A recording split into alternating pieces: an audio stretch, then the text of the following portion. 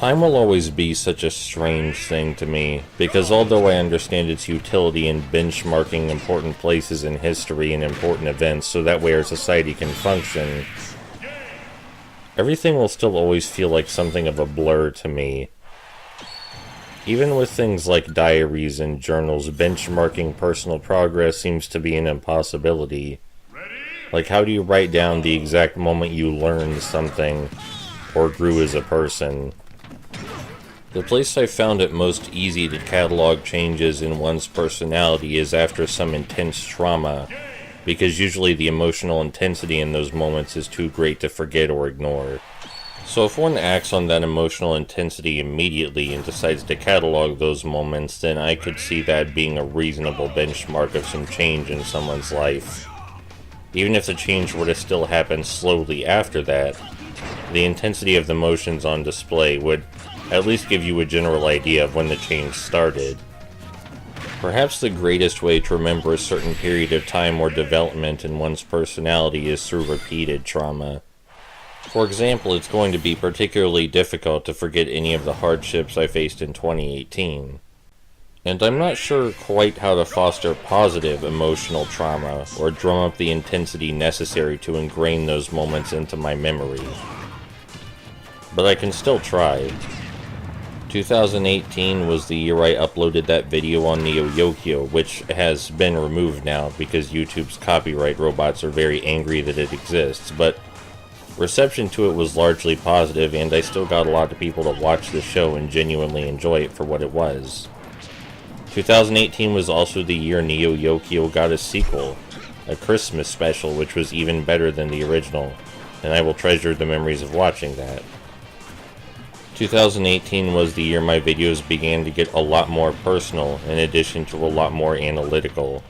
There were a lot more shitposts, but some of the shitposts had more inherent meaning to them as far as, my character is concerned.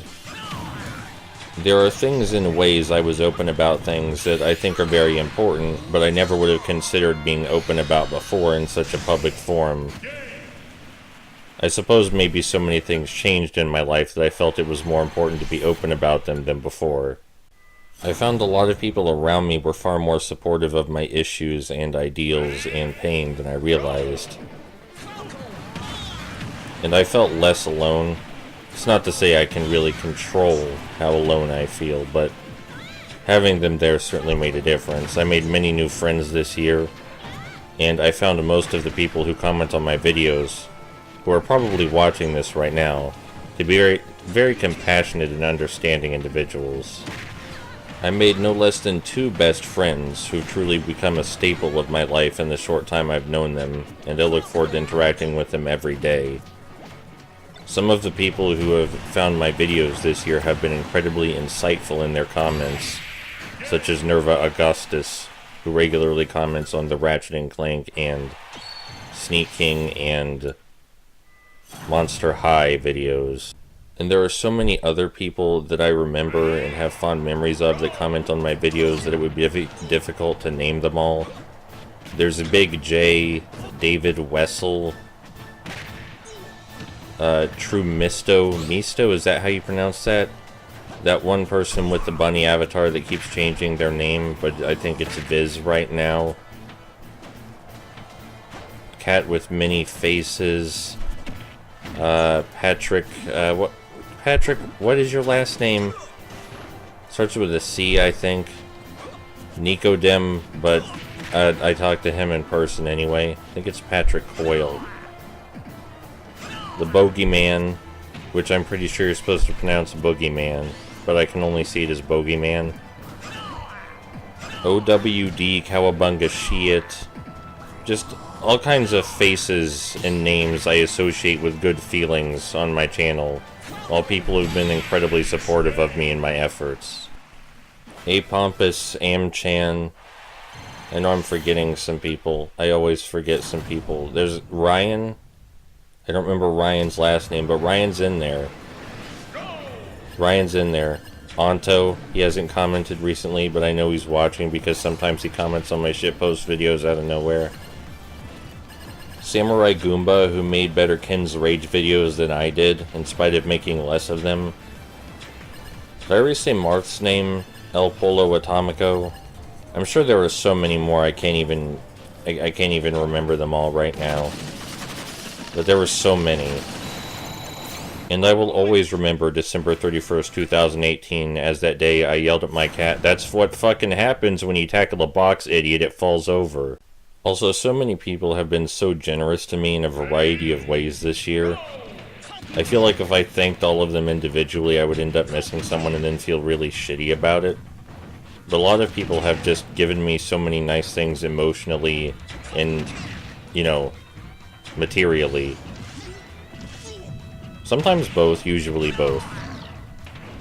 People and time and social interactions and all that garbage can be really complicated.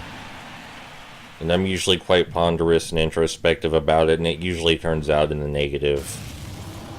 But that honestly doesn't change the fact that a lot of good things happened to me this year, and it's really important to remember those regardless of what my introspection tells me sometimes. I should be thankful for even the smallest things, like this is the year I was introduced to Yongary, which is probably my favorite giant monster movie now. Unironically. We're not going to get into how it disappoints me, I have to qualify that. What's important is that I gained a new experience I consider valuable in Yongary. Hector from Castlevania Curse of Darkness, my favorite Castlevania game, is somehow a main character in the Castlevania Netflix series, which was incredibly shocking to me, in a good way. I think I added something like 500 more videos to my liked videos playlist this year, which tells me there's quite a lot of media I enjoyed if I added that volume of shit to my liked videos playlists. And I regularly revisit my liked videos playlist. I discovered Simple Flips this year, who's helped me sleep a lot. I'm not sure if that's meant... That's usually considered a compliment, but oh yeah, this year I also discovered Megacock, the fastest faggot in the world, which